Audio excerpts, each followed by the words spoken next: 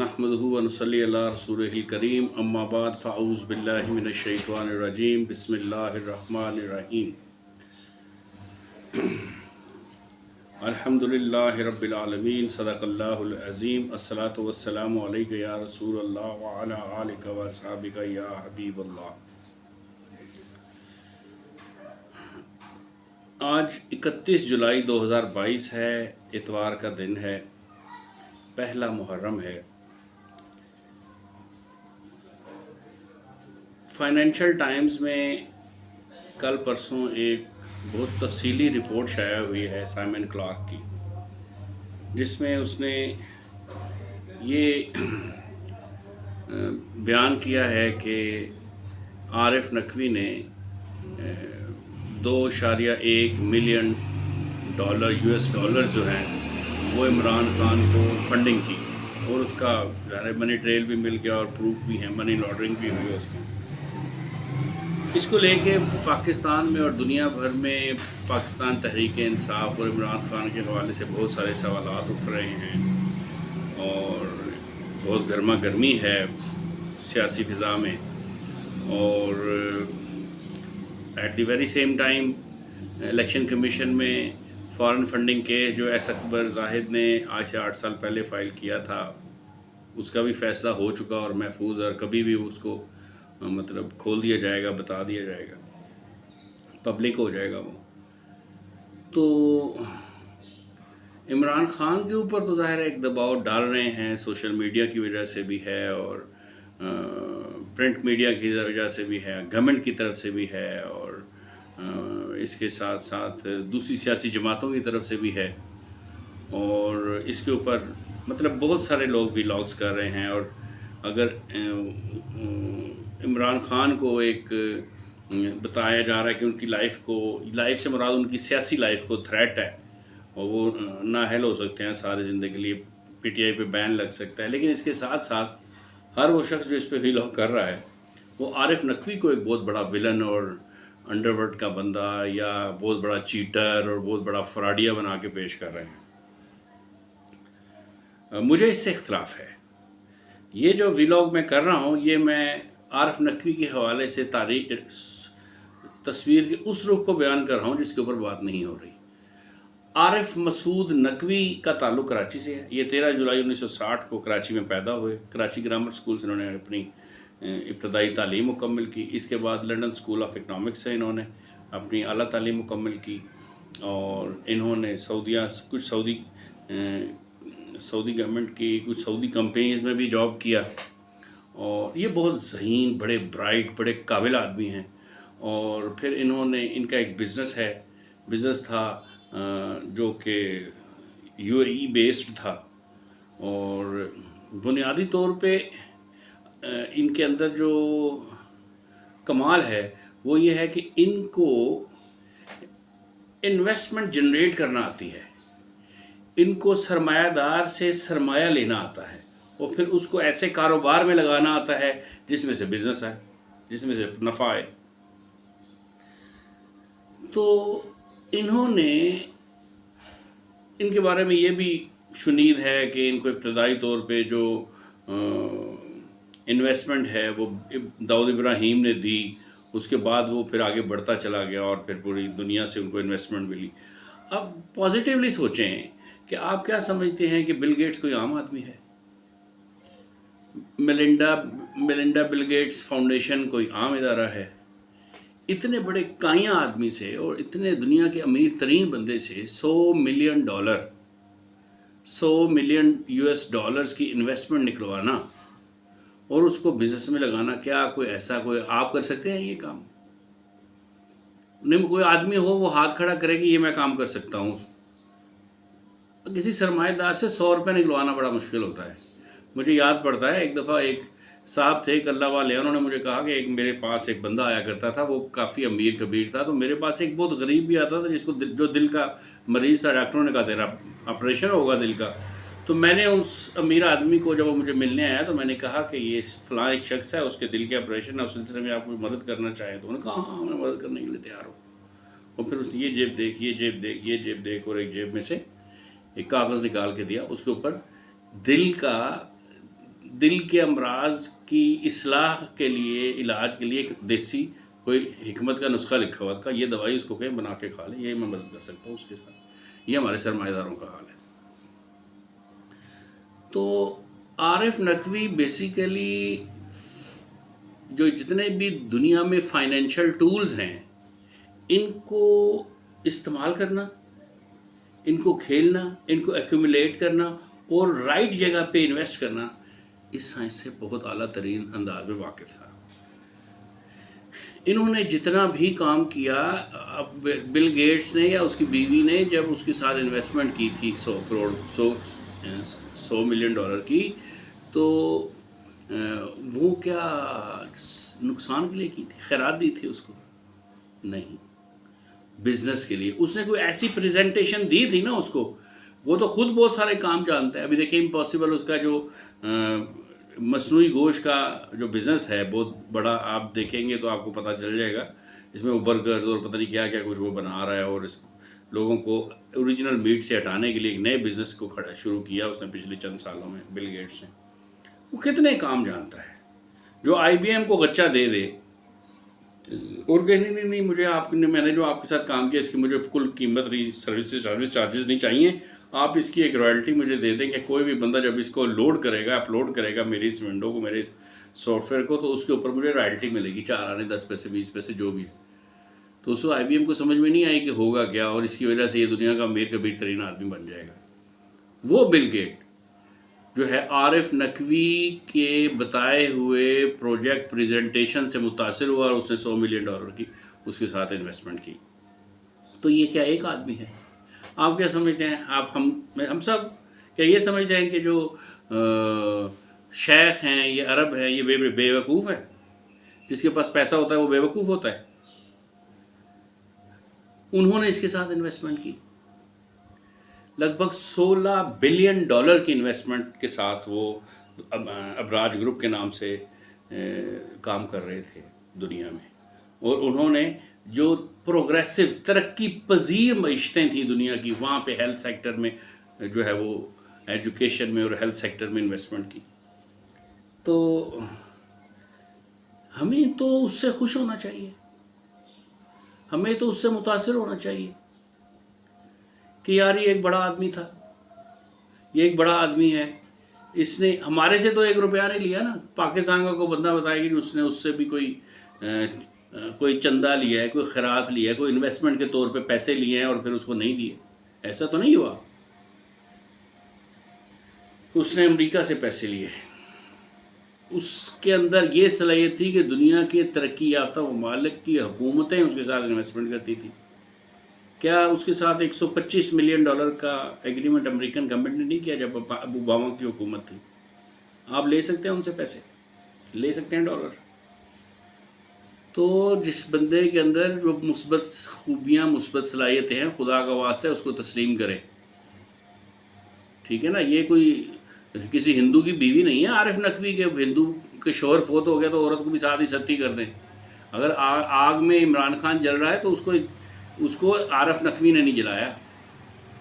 عارف نقوی ایک اس صدی کی بہت باکمال معاشی شخصیات میں سے ایک ہے. اس کو اللہ نے بہت ساری صلاحیتوں سے نوازا تھا. آپ دیکھیں نا، پچھلے جب اس کے سارے عروج کا وقت تھا تو 10-12 سال تک کوئی دنیا کے بڑے بڑے قیمتی فورم جو تھے ان کو عارف نقوی کی ضرورت تھی. کیوں؟ وہ جو ورلڈ اکنامک فورم کو کیوں ضرورت تھی؟ دنیا کے بڑے بڑے اس کے علاوہ معاشی فورمز جو تھے ان کو کیوں ضرورت تھی؟ بڑے بڑے بینک جو ہے اس کو سلوٹ کیوں کرتے تھے؟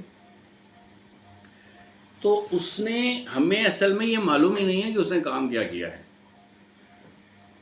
لیٹن امریکہ میں اس کے آفس تھے، امریکہ میں اس کے آفیسز تھے، برطانیہ میں اس کا بزنس تھا، UAE میں اس کا بزنس تھا، افریقہ میں اس کا بزنس تھا.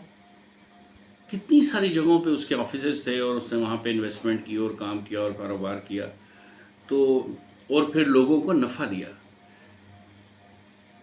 عارف نقوی کا سب سے بڑا جرم یہ ہے کہ عارف نقوی پاکستانی تھا. عارف نقوی کا دوسرا سب سے بڑا جرم یہ ہے کہ عارف نقوی کو یہ فن آتا تھا کہ ترقی یافتہ ممالک کے جو بہت بڑے بڑے ٹائکون ہیں اور جو گورنمنٹس ہیں ان سے انویسٹمنٹ کیسے نکلوائی جاتی ہے. عارف نقوی کو پھر یہ فن بھی آتا تھا کہ اس پیسے کے ساتھ، اس سرمایہ کے ساتھ کس جگہ انویسٹ کرنا ہے تو نفع آئے گا. وہ بہت سمارٹ آدمی ہے، وہ بہت سمارٹ آدمی. اس کا کوئی کمپٹیٹو تھا ہی نہیں، ہے ہی نہیں. عارف نقوی نے، آپ سوچیں نا کتنا بڑا آدمی ہوگا کہ دنیا کی سب سے بڑی سپر پاور اس کے پیچھے تھی، اس کے خلاف تھی، اور اس کے اوپر اس نے جس طریقے سے اس کو تباہ کیا، برباد کیا، اس کے اوپر 16 مختلف ایلیگیشنز لگائے، 16 مختلف کیسز ہیں اس کے اوپر. جس کے پاس $16 بلین کی انویسٹمنٹ ہو، لوگ کچھ تو ٹرسٹ کرتے ہوں گے اس کے اوپر. اور ایک آدمی بھی ایسا نہ ہو جو یہ کہے کہ اس نے میرے پیسے نہیں دیے، اس نے میرے سے انویسٹمنٹ لی اور واپس نہیں کی، اور نفع کے ساتھ واپس نہیں کی. بل گیٹس کو دیکھ لیں، بل گیٹس کے $100 ملین جو تھے وہ اس نے واپس بھی کیے، اور اس کے ساتھ ساتھ اس کا جو پروفٹ تھا وہ بھی اس کو واپس کیا. لیکن امریکہ نے کیا کہ اس بندے کو ملائن کرنے کے لیے جو ہے وہ بین الاقوامی ذرائع ابلاغ کو بھی استعمال کیا اور انٹرنیٹ کو بھی استعمال کیا. ایک چھوٹی سی اسپیکولیشن، ایک چھوٹی سی منفی افواہ کسی بھی بزنس کو زمین پہ لے آتی ہے. آپ دیکھ رہے ہیں 17 جولائی سے لے کر ابھی تک جو ہے وہ جو صرف ہمارے ہاں پہ پولیٹیکل سٹیبلٹی نہ ہونے کی وجہ سے کہاں چلا گیا ڈالر. 12-15 روپے کا جب ہر روز 4-5 روپے کا جب لگا رہا ہے نا، تو کیا کوئی بم پھٹ گیا یہاں پہ، کوئی امبارگو لگ گئی ہے، کوئی جنگ لگ گئی ہے؟ کچھ بھی نہیں ہے. صرف انویسٹر کو یہ لگتا ہے کہ ہو سکتا ہے کہ یہاں پہ عدم استحکام ہو، پولیٹیکل استحکام نہیں ہے. اس بنیاد پہ لوگ پیسے اپنی انویسٹمنٹ نکال لیتے ہیں. یہ کیا ملک ریاض کے پاس اپنی ذاتی انویسٹمنٹ ہے؟ کس کے پاس انویسٹمنٹ ہے مجھے بتائیے؟ کسی کے پاس بھی نہیں ہے. اس نے جتنے بھی کیسز ہیں، ابھی دیکھیں برطانیہ میں اس کے اوپر ایک کیس چیک باؤنس ہونے کا کیس تھا. اس چیک باؤنس ہونے کے کیس کے اوپر ہیتھرو ایئرپورٹ پہ اس کو پکڑا گیا اور اس سے اریسٹ کیا گیا. لیکن پھر اس کے بعد وہ وہاں سے اس سے رہا ہو گیا، کیونکہ اوور دی کورٹ معاملات ہے، کوئی لینے دینے کا مسئلہ. تو چیک کس کا باؤنس نہیں ہوتا؟ کیا عمران اسماعیل کے چیک باؤنس نہیں ہو الیکشن سے پہلے؟ کیا اس نے نہیں لوگوں کے پیسے دینے؟ اس کے چیک نہیں تھے لوگوں کے پاس؟ 489F کا کیس تو ہر دوسرے شریف آدمی کے اوپر بن جاتا ہے پاکستان میں. پاکستان کی عدالتوں میں، جیلوں میں، اگر ایک جیل میں آپ چلے جائیں 5000 آدمی ہیں تو 1500-1800 لوگ ایسے ہوتے ہیں جو چیک کیس کے میں اندر آئے ہوئے ہوتے ہیں. ادھر تو باپ کا چیک چوری کر کے، چیک بک چوری کر کے بیٹا پریزنٹ کر کے اس کے اوپر FIR کرا دیتا ہے. بیٹا ماں کا چیک جو ہے وہ پریزنٹ کر کے FIR کروا لیتا ہے. دیکھیں ہماری عدالتیں بھری پڑی ہیں 489F کے کیسز کے ساتھ، اور وہ اب فوجداری کیس اس کے اوپر بن جاتا ہے. بلیک میلنگ کا ایک بہت بڑا ٹول آ گیا لوگوں کے. تو یہ تو پوری دنیا میں ہے. تو اس میں سے وہ نکل گیا، ظاہر وہ ختم ہو گیا، کہ صلح ہو گئی. اس کے بعد امریکہ نے کہا جی انہوں نے ہمارے انویسٹرز کے پیسے دینے ہیں، اور ہم سے ہمارے شہر سے انویسٹمنٹ لی، اور پھر مس مینجمنٹ کی اس کیا کہتے ہیں انویسٹمنٹ پہ، جہاں پہ کہاں وہاں پہ لگائی نہیں.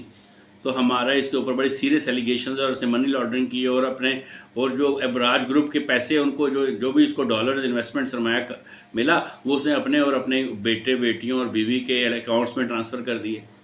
یہ ساری باتیں پروف نہیں ہوئیں. یہ ایک میڈیا ٹرائل ہے، انٹرنیشنل میڈیا ٹرائل ہے. اب وہ 16 ایلیگیشنز، اب وہ چاہتا کیا ہے؟ اب اگر ان کے اوپر سزا ہو اس کو، تو وہ تقریباً 291 سال کی سزا بنتی ہے. ہم جانتے ہی کیا ہیں عارف نقوی کے بارے میں؟ عارف نقوی کا ایک اور جرم ہے کہ دنیا بھر میں بینکس کیا کرتے ہیں، آپ کسی بینک کو ₹1,00,000 دیں تو وہ پہلے کہے گا تو سال سے پہلے نکلوا نہیں سکتا. دوسرا آپ کو دے گا کتنے؟ ₹592 ماہانہ، یا ₹617، ₹1,000 نہیں ہوگا، کم ہی ہوگا، نیچے ہی ہوگا. اور پھر آپ فکس کروا دیا، آپ نے نکلوا نہیں سکتے سال پورے کے لیے. انہوں نے اپنے انویسٹر کو رسپیکٹ دی، इस आरिफ नकवी ने कहा, सोच ये थी, उसने कहा कि जब इन्वेस्टर इन्वेस्टमेंट करता है तो उसकी इन्वेस्टमेंट की भी एक रिस्पेक्ट है।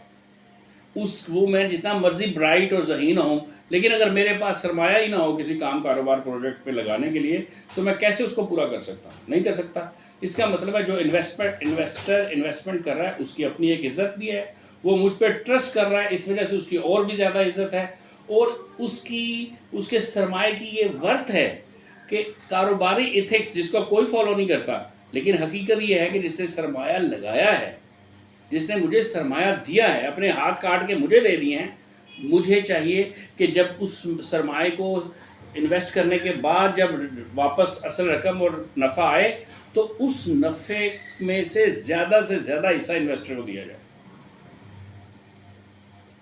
तो ये बैंकों की जो मेन स्ट्रीम पॉलिसी है पूरी दुनिया में उसके खिलाफ। तो क्या हुआ कि उसके इन्वेस्टर को उसके ऊपर ट्रस्ट था, उसको पता था कि मुझे नफ़ा जो मिलेगा उसका जो स्केल है वो बहुत बड़ा है आम बाकी जगहों पे। इसकी एक प्राइवेट इक्विटी थी। प्राइवेट इक्विटी क्या होती है? इक्विटी का मतलब है हिस्सेस का काम करना। इसने अपनी कंपनी अबराज ग्रुप के नाम के सर्टिफिकेट्स इशू किए जो लोगों ने ख़रीदे डॉलर्स में, और उसकी वजह से इसके पास सरमाया आया। तो इक्विटी की वैसे बहुत सारी इकसाम होती हैं, प्राइवेट इक्विटी की भी बहुत सारी इकसाम होती हैं। तो ये एक ऐसी प्राइवेट बिजनेस इक्विटी थी कि जिसके पास बहुत ह्यूज इन्वेस्टमेंट थी, और दुनिया के 20 बड़े अमीर कबीर कारोबारी लोगों में से ये एक था, और बहुत बड़ा इमर्जिंग बिजनेस था इसका।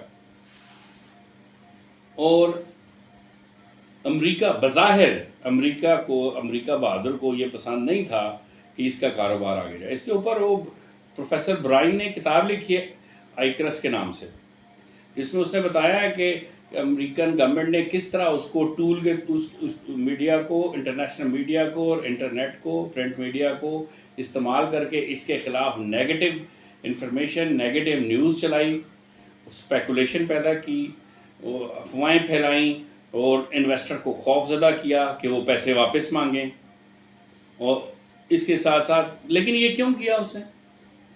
उसकी बज़ाहिर जो वजह प्रोफेसर ब्राइन बताते हैं वो ये है कि अमेरिका को इस बात की बहुत तकलीफ़ थी कि जो आरिफ नकवी है ये गोरा नहीं है, ये गोरा नहीं है और इसका इतना बड़ा बिजनेस है और इसका इतना बड़ा नाम है। दूसरा कि ये पाकिस्तानी है और बग़ैर किसी दूसरे की मदद के, बग़ैर किसी गोरे की मदद के, बग़ैर किसी सुपर पावर की मदद के ये इतना बड़ा होकर आगे आ गया।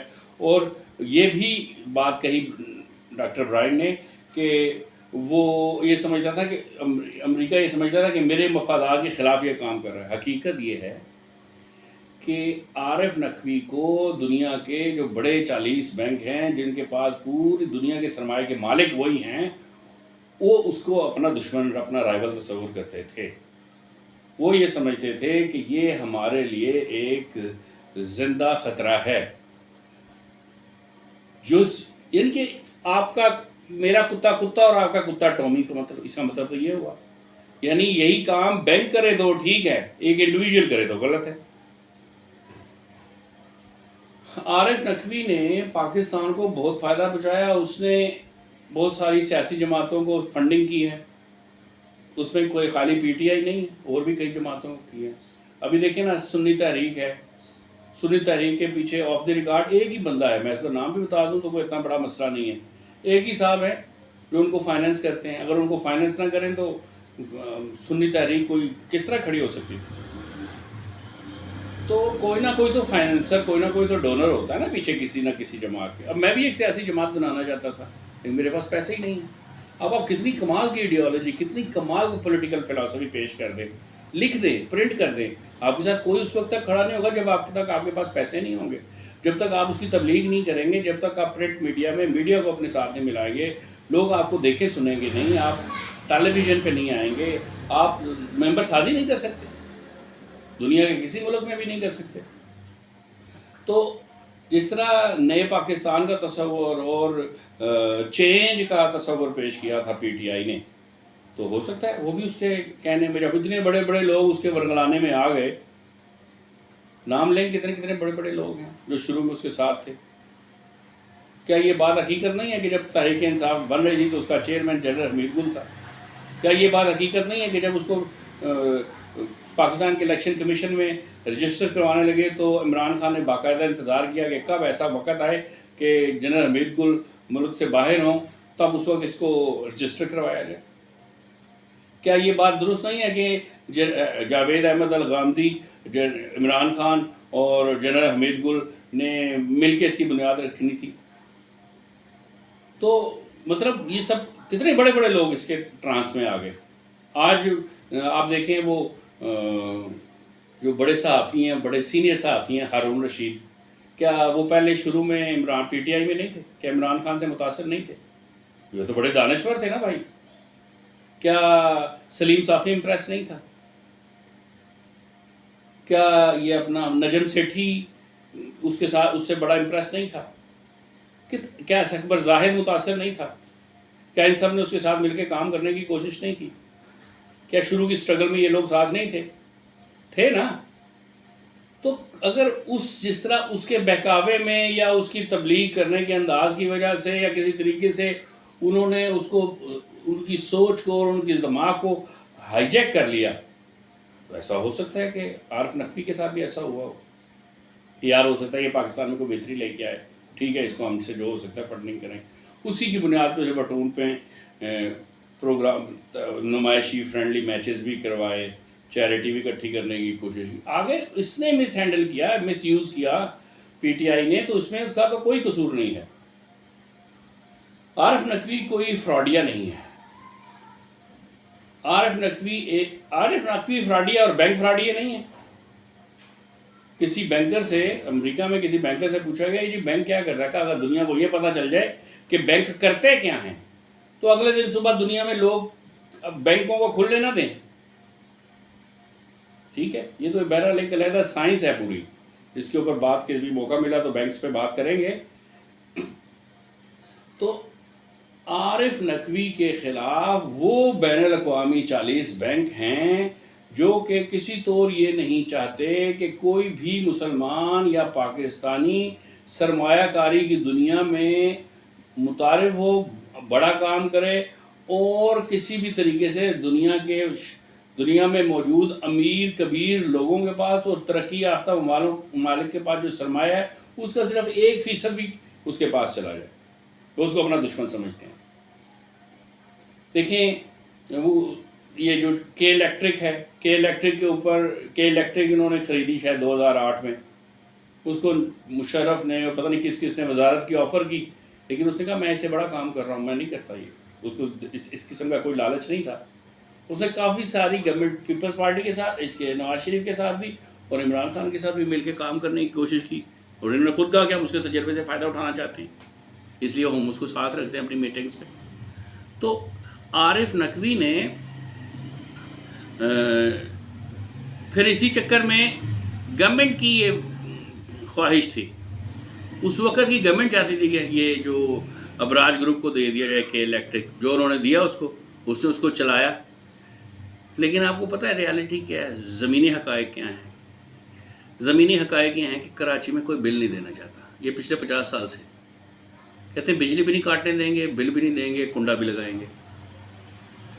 وہاں کے گورنمنٹ اب گورنمنٹ بھی یہ نہیں چاہتی کہ وہاں پہ سے لوڈ شیڈنگ ختم ہو. گورنمنٹ یہ نہیں چاہتی کہ وہاں پہ پانی دستیاب ہو سب کو.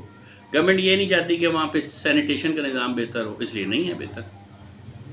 تو اتنی مشکل جگہ پہ اس نے سروسز دینے کی کوشش کی کہ الیکٹرک میں، جس میں ہم نے اس کو بھی چور بنا کے پیش کر دیا. بڑے بڑے صحافیوں نے اس کے اوپر ویلاگس کی ہیں کہ اس نے جی ادھر بڑا نقصان پہنچایا کہ الیکٹرک کو. اور جی انہوں نے ایس ایس جی سی کا جو ہے نا ابراج گروپ نے 87 ارب روپیہ دینا ہے. تو ایس ایس جی سی کو شرم نہیں آتی؟ وہ کہتے ہیں 13 ارب ہے، وہ کہتا ہے 87 ارب ہے. کیونکہ 13 ارب کے اوپر انہوں نے انٹرسٹ لگا، سود در سود لگا کے اس کو 87 ارب روپے بنا دیا. اور جب عارف نقوی نے واٹر سپلائی بورڈ کراچی سے پیسے لینے ہیں 30-32 ارب روپے، تو یہ اس کا پرنسپل اماؤنٹ، اس پہ وہ انٹرسٹ نہیں لے رہا، دیا اس کو. वाटर बोर्ड ने पैसा जो उसने दबाया हुआ था के इलेक्ट्रिक का दिया उसको, माना कभी SSGC के ये प्रिंसिपल अमाउंट जो है वो 13 अरब है और या 15 अरब है या 20 अरब है और हमने इसके ऊपर सूद दर सूद लगा के इसको 87 अरब बना दिया।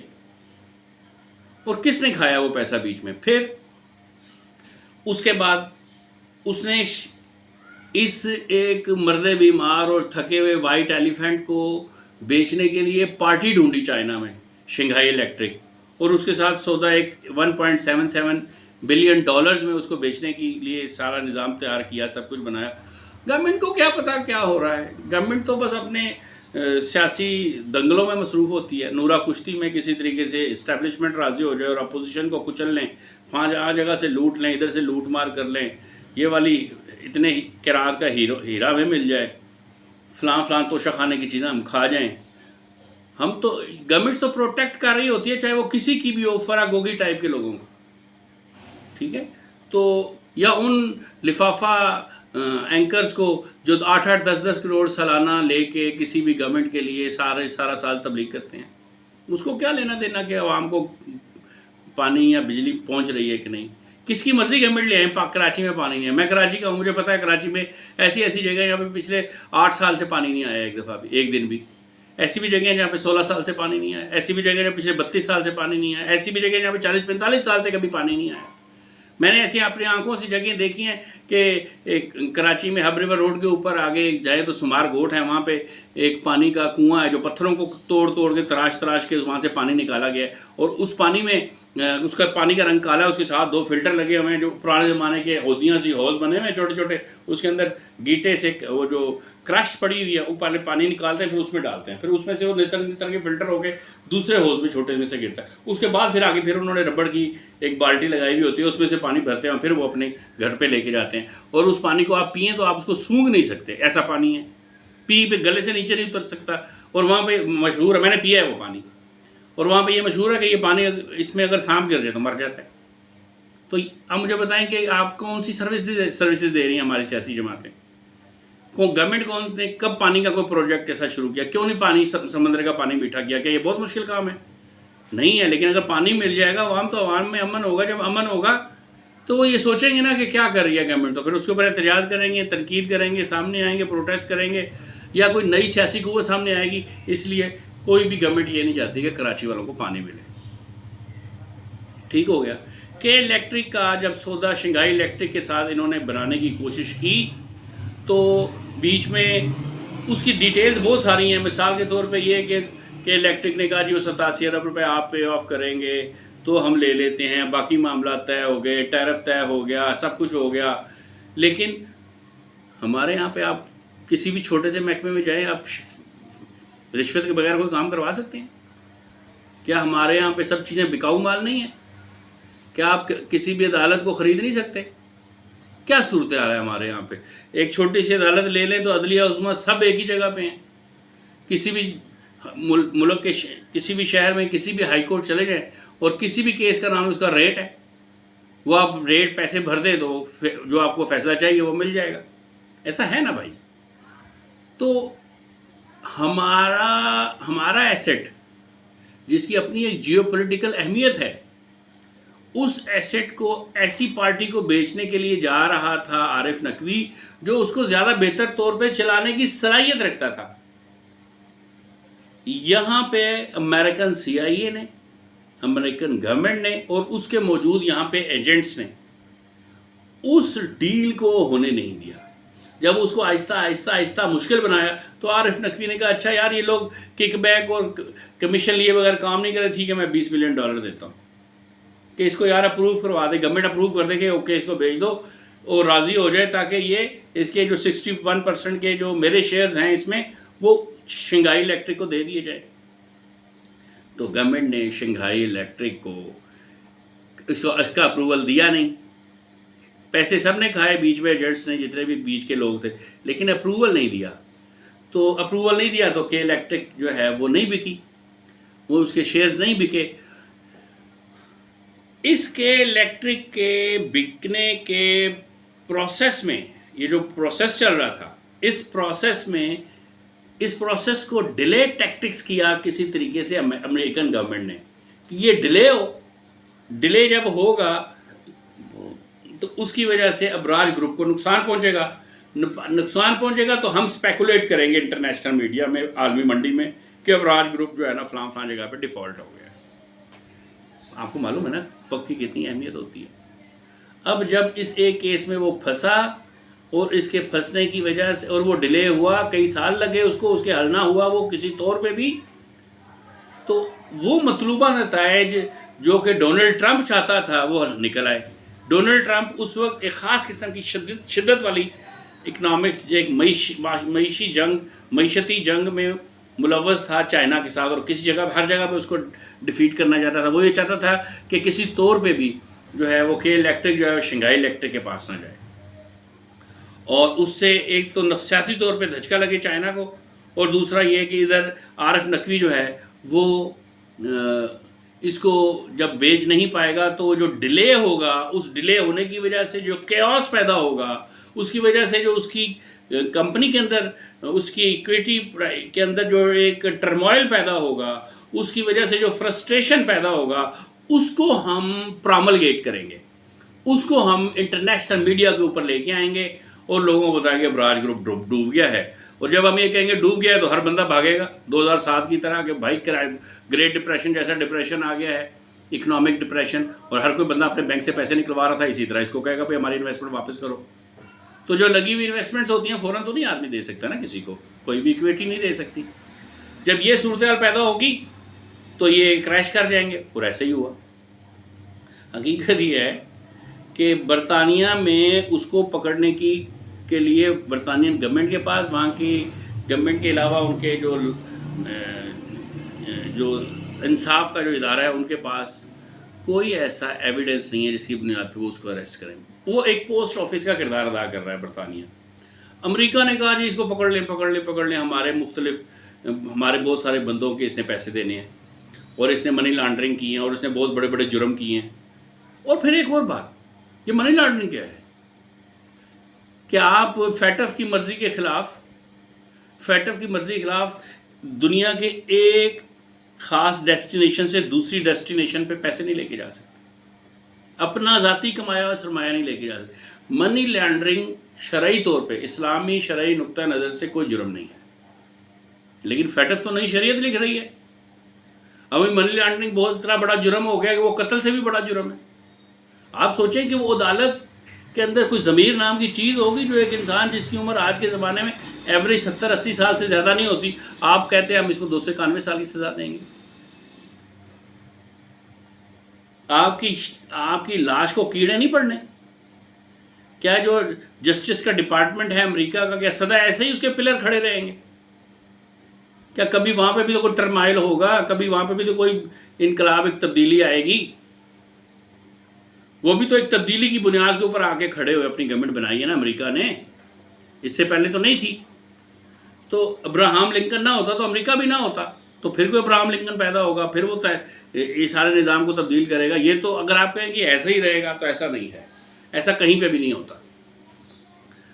تو امریکہ نے کہ الیکٹرک کو سیاسی طور پہ پولیٹیسائز کیا اور اس کی جیو پولیٹیکل پوزیشن کو ڈیمیج کیا، اور جان بوجھ کے ایک ہو جانے والے کام کو جس میں کوئی بڑی قیامت نہیں آنی تھی، کچھ بھی نہیں ہونا تھا، ادھر بہت ہی گھٹیا اور خبیث کردار ادا کیا SSGC نے، اور ادھر جو ہے وہ ذلیل ترین کردار ادا کیا وہ ایسا کون سیاسی شخصیت تھی، ایسا کون سا منسٹر تھا جو کہ اس کام کو کرنے کے لیے تیار نہیں تھا، اور اس نے نہیں کیا۔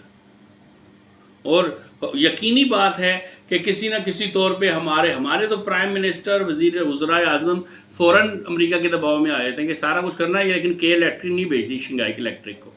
تو پھر کون تھا عارف نقوی؟ پھر کون جانتا ہے عارف نقوی کو؟ دیکھیں نا ہم کیسی بزدل ہماری حکومت ہے، قوم بہادر ہے اور حکومت بزدل ہے کہ 25% سستا تیل ہمیں رشیا دینے کے لیے تیار ہے لیکن ہم نہیں خریدتے، پوری دنیا لے رہی ہے اس سے، حتیٰ کہ بھارت اس سے تیل لے کے آگے چوری چھپے دوسرے ممالک کو بیچ رہا ہے، ہم نہیں لے رہے۔ کیوں؟ امریکہ ناراض ہو جائے گا۔ ادھر سے آپ دیکھیں کہ ایران جو ہے وہ پاکستان کو پائپ دینا چاہتا ہے، تیل، سستا تیل دینا چاہتا ہے، اور اس نے اس کے لیے پائپ لائن بھی بچھا دی ہے پاکستان کے بارڈر تک. آگے ہم نے کام کرنا ہے، ہم نے نہیں کیا ہوا، ہم اس سے بھی نہیں لینا چاہتے. کیوں؟ امریکہ ناراض ہو جائے گا. تو پھر ہم ظاہر ہے رہ جاتی ہے پھر آئی ایم ایف کی گود، جس میں آپ کو بیٹھنا پڑے گا، جس میں آپ بیٹھے ہوئے ہیں. اور اس میں جو ہے آئی ایم ایف پہ کبھی موقع ملے تو بات کریں. کسی کو کیا سمجھائیں گے آئی ایم ایف کیا ہے. بیسیکلی یہ سارے کا اس میں بڑا میجر سرمایہ جو ہے وہ امریکہ کا ہے. امریکہ پھر ڈکٹیشن دیتا ہے اس کو کہ تو نے فلاں ملک کو جب قرضہ دینا ہے تو اس سے یہ شرائط بنانی ہے. تو امریکہ نے، اور امریکہ کے پیچھے وہ 40 بینک تھے جو چاہتے تھے کسی طور پہ بھی عارف نقوی جو ہے وہ دنیا میں مزید مشہور نہ ہو. ایسا نہ ہو کہ یہ ہمارے سامنے ایک پارٹی بن کے کھڑی ہو جائے اور دنیا کا آدھے سے زیادہ سرمایہ اس کے پاس چلا جائے اور یہ بزنس کرے تو ہم پھر کیا کریں گے. جیسے سونیا گاندھی کہتی ہے منموہن سنگھ کو کہ اگر امریکہ پاکستان کے ساتھ ایٹمی معاہدہ اور امریکہ کی صلح کا معاہدہ آپ کر لیں گے تو پھر راہل جب پرائم منسٹر بنے گا تو وہ کیا کرے گا. تو پھر راہل کیا کرے گا. تو عارف نقوی ایسے ہی سمجھ لیں جیسے پاکستان میں ڈبل شاہ تھا. ڈبل شاہ کو جب لوگوں نے پکڑا تو کس کیس میں پکڑا کہ جی وہ اس نے نا اس کے اوپر 1,27,000 روپے کی ڈکیتی کا کیس تھا اور ایک اغوا کا کیس تھا. ارے بھائی جس بندے کے پاس لگ بھگ اس وقت 8-10 ارب روپے سے زیادہ ہوں، نقد کی شکل میں 2-2.5 ارب روپے سے زیادہ ہوں، وہ کیوں کرے گا چوری 1.25 لاکھ روپے کی؟ وہ 1.25 لاکھ روپے کی ڈکیتی کیوں مارے گا؟ پاگل ہے وہ. آپ کے پاس کوئی کیس نہیں ملا تو یہ کیس کر دیا اس کے اوپر. یہی والا حال اس کے اوپر ہے. ابھی امریکہ نے کیا کیا، برطانیہ کو کہا اس کو اریسٹ کرو. اس کو اریسٹ کیا، وہ ہاؤس اریسٹ ہے، اور کہا کہ اس کے اوپر 16 کیسز ہیں، 16 ایلیگیشنز ہیں، اس کے سب جھوٹے ہیں. ان کے جس نے بل گیٹس کے پیسے بل گیٹ وصول کر چکے ہیں، اس کے ڈاکومنٹری پروف ہے، لیکن انٹرنیشنل میڈیا میں مانے گا ہی نہیں، وہ دکھائے گا ہی نہیں. وہ ایک میڈیا اس کے اوپر ٹرائل کر چکا پہلے ہی. سب لوگوں کی نظروں میں عارف نقوی ایک بہت بڑا گنڈا، بہت بڑا انڈر ورلڈ کا بندہ ہے، بڑا بدماش آدمی ہے، بہت بڑا لٹیرا ہے جو سب لوگوں کے پیسے ہضم کر گئے. ابراج گروپ ہو یا لوگوں نے تو ابراج گروپ میں سے ابراج کے نام کی ایبریویشن کے اوپر بھی یہ کہہ دیا جو شروع میں ABRA ہے، یہ ابراہیم کی وجہ سے ہے، داؤد ابراہیم کا نام کا. اس میں انہوں نے مطلب دور دور کے کوڑیاں لانی شروع کر دی ہیں.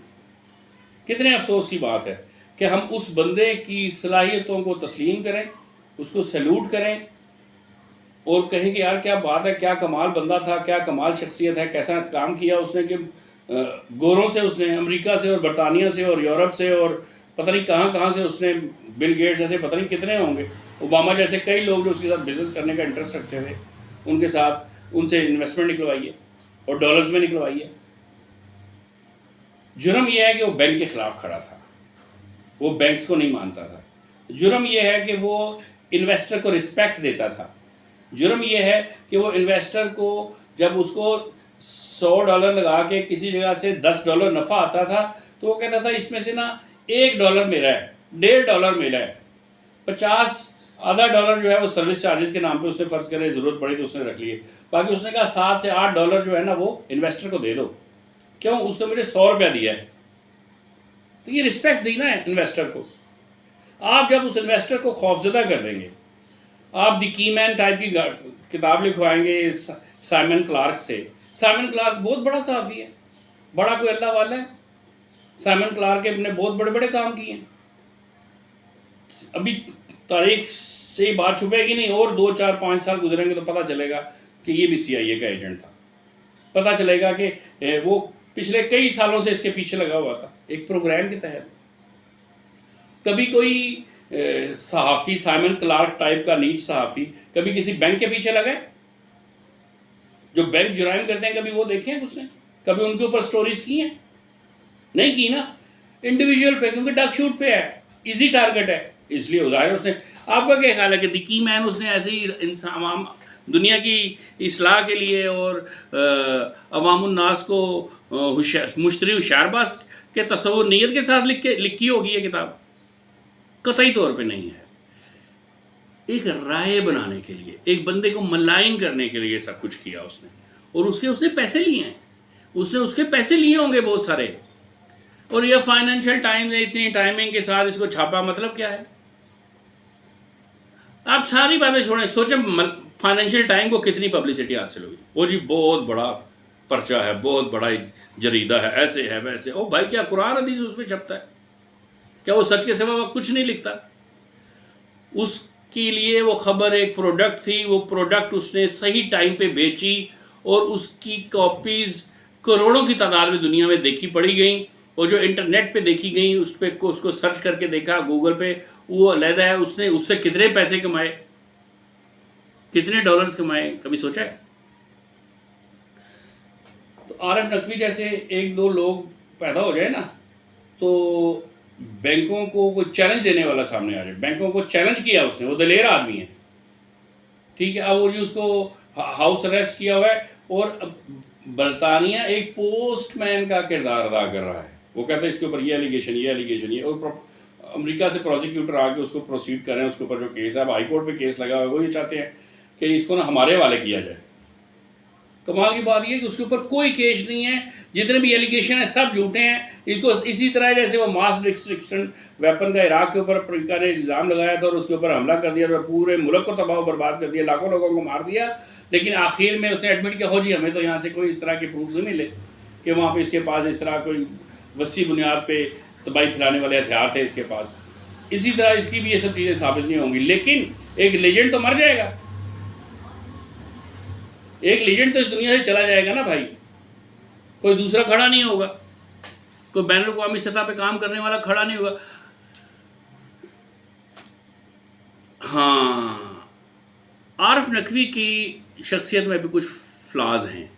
اس کا اہم ترین فلا یہ تھا کہ وہ سود کے تصور کو زیادہ سیریسلی لیتا تھا، اس نے انٹرسٹ کو ایلیمینیٹ کرنے کی کوشش نہیں کی اپنے بزنس میں سے، اس نے کبھی بھی اس کو موقع نہیں ملا کہ وہ اسلامک اکنامکس کو پڑھا ہوتا، اس نے ڈاکٹر تحسین کی کتابیں نہیں دیکھی تھی معیشت پہ لکھی ہوئی،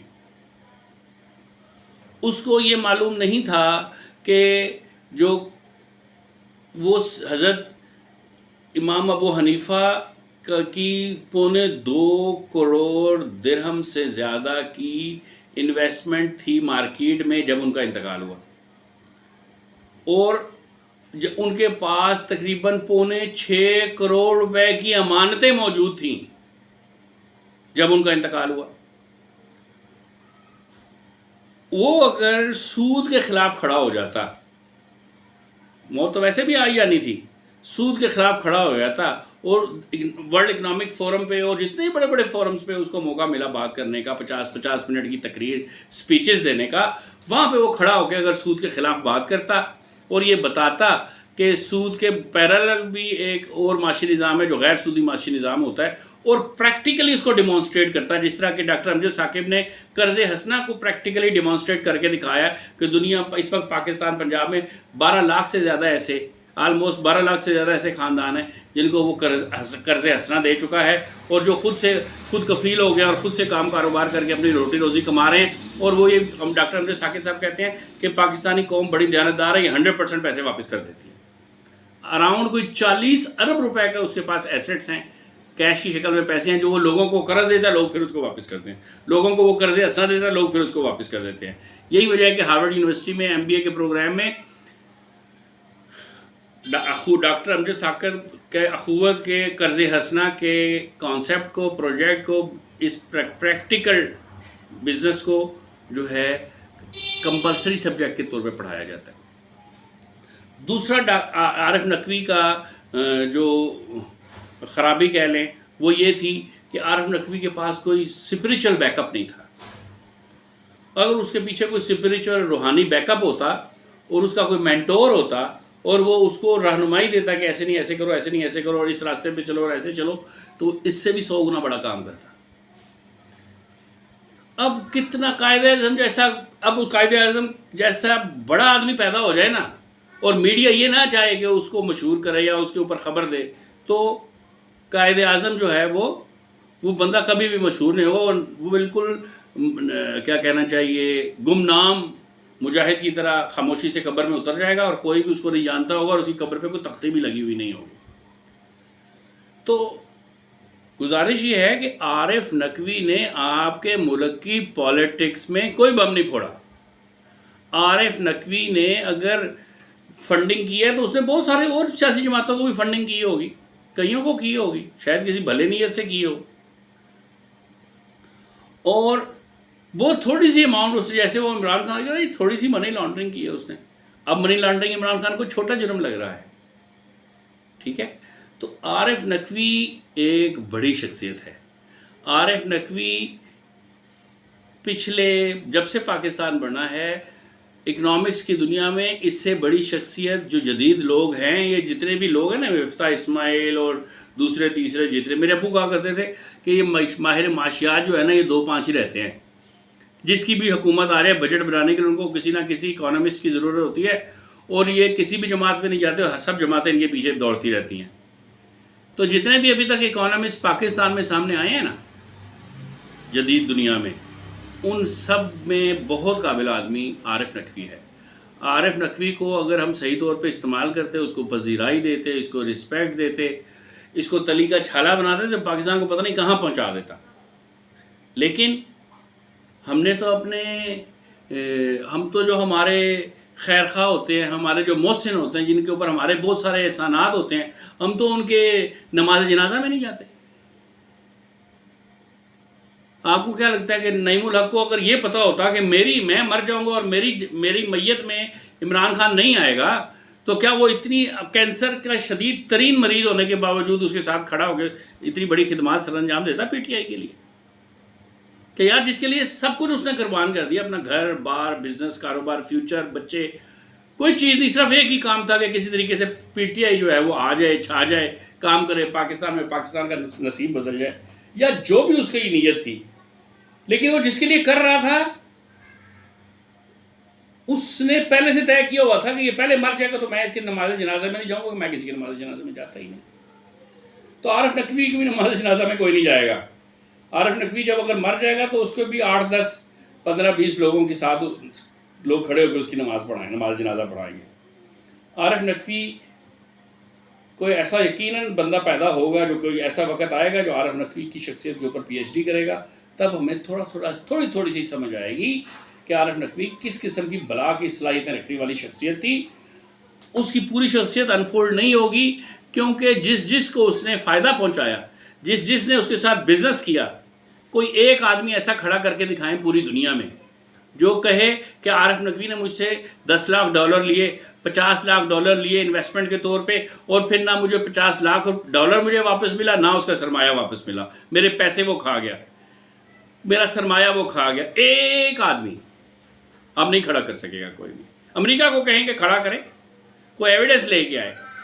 میڈیا ٹرائل تو پاکستان جیسے تھکے ہوئے ملک میں اگر آپ کسی کے خلاف کریں تو وہ جو ولی اللہ ہوتا ہے تو وہ پتہ چلتا ہے کہ وہ بدکار ترین، خبیث ترین روح کے طور پہ آپ اس کو پیش کر سکتے ہیں، شیطان بنا سکتے ہیں اس کو۔ تو امریکہ میں کتنی صلاحیت ہوگی کسی کو ولن بنانے کی، اس کے ہاتھ میں کتنے طاقتور ذرائع ابلاغ ہوں گے، ایجنسیاں اس کے پاس ہیں، انٹرنیشنل میڈیا اس کے پاس ہے، بڑی بڑی قابل لوگوں سے وہ کتابیں لکھوا کے پوری دنیا میں کی مین کس نے نہیں پڑھی، سوائے پاکستان کے اینکرز نے، سب نے پڑھی ہوگی۔ پاکستان کے اینکرز کو انگریزی آئے گی تو وہ پڑھیں گے نا، پھر آتی بھی ہو تو ٹائم ملے گا تو پڑھیں گے نا، انہوں نے پروڈکٹ کے طور پہ ایک پروگرام کرنا ہوتا ہے، نہ کہ وہ کوئی امانت لوگوں کو ٹرانسفر کر رہے ہوتے ہیں صحیح رائے کی۔ تو میری تمام لوگوں سے گزارش ہے کہ پی ٹی آئی کو جو کہنا ہے کہیں، عمران خان کو جو کہنا ہے کہیں، الیکشن کمیشن کو جو کہنا ہے کہیں، اور گورنمنٹ کو جو کہنا ہے کہیں، لیکن وہ کام جو عارف نقوی نے نہیں کیا، میں نے کسی سے کوئی پیسہ ویسا لیا ہوا نہیں ہے، اور نہ ہی میں اس طرح کا کام کر سکتا ہوں، میرے مزاج، میرے نیچر، میرے ڈی این اے میں نہیں ہے یہ۔ مجھے جو میری فطرت، میرے ضمیر میں جب کسی چیز کا بوجھ پڑتا ہے تب میں بولتا ہوں۔ مجھے ایسے لگ رہا ہے کہ ہم عارف نقوی جو اس وقت بہت بڑے ذہنی صدمے میں سے گزر رہا ہے، ایک آگ کے دریا میں سے گزر رہا ہے، جس کو کہ بروکلن کی جیل میں رکھنے کی باتیں ہو رہی ہیں امریکہ میں، جس میں چوہے ہیں، جس میں لوگ قتل ہوتے ہیں، جس میں انڈر ورلڈ کے لوگ ہوتے ہیں، جہاں پہ قاتل ہوتے ہیں، مافیاز وہاں پہ ہیں، جہاں پہ وائٹ کالر کرائمز کے جن کے اوپر ایلیگیشن سچے جھوٹے جو بھی ہوتے ہیں، جب وہ اس جیل میں جاتے ہیں تو ان کو بے پناہ ٹارچر کیا جاتا ہے. اب جیفری ایپسن کے ساتھ کیا ہوا؟ جیفری ایپسن کے ساتھ بھی تو یہی ہوا نا کہ وہاں کا ٹارچر برداشت نہیں کر سکا اور بالآخر اس نے خودکشی کر لی وہاں پہ. تو عارف نقوی کے بھی لائرز کہہ رہے ہیں کہ سر آپ اس کے اوپر جو بھی کیس چلانا ہے برطانیہ میں چلا لیجئے، امریکہ کے حوالے نہ کیجئے، کیونکہ اگر آپ نے اس کو امریکہ کے حوالے کیا تو اس کے نتیجے میں جو یہ اس بات کا احتمال ہے کہ جو ان کی مینٹل سٹیٹ ہے عارف نقوی کی اس وقت، کیونکہ اتنے سارے لوگوں نے جب ساتھ چھوڑا ہوگا تو آدمی کا کیا بنا ہوگا، کیا بچا ہوگا اس کے پاس، تو یہ کہیں خودکشی نہ کر لے وہاں پہ. لیکن اس بات کے امکانات تقریباً نہ ہونے کے برابر ہیں. باقی غیب کا علم اللہ کے پاس ہے کہ برطانیہ اس کو امریکہ کے حوالے کرتا ہے کہ نہیں کرتا. لیکن ایک بہت بڑا لیجنڈ، ایک بہت بڑی شخصیت جس کا دنیا قرض نہیں دے سکے گی، جس کی وجہ سے جس کے پاس $10 ملین تھے تو اس کے پاس $50 ملین ہو گئے، جس کے پاس $50 ملین تھے اس کے پاس $80 ملین ہو گئے، جس کے پاس $100 ملین تھے اس کے پاس $150 ملین آ گئے بزنس کر کے، جس نے لوگوں کی دولت کو ملٹی پلائی بھی کیا انویسٹر کی، اور پھر ان پیسوں کی وجہ سے ان ترقی پذیر ممالک کی اکانومیز میں انویسٹ کیا، جس کی وجہ سے وہاں پہ آسودگی پیدا ہونے کے امکانات روشن ہو گئے. ہمیں اس کے ساتھ اس طرح کی دشمنی نہیں کرنی چاہیے. وما علینا الا البلاغ.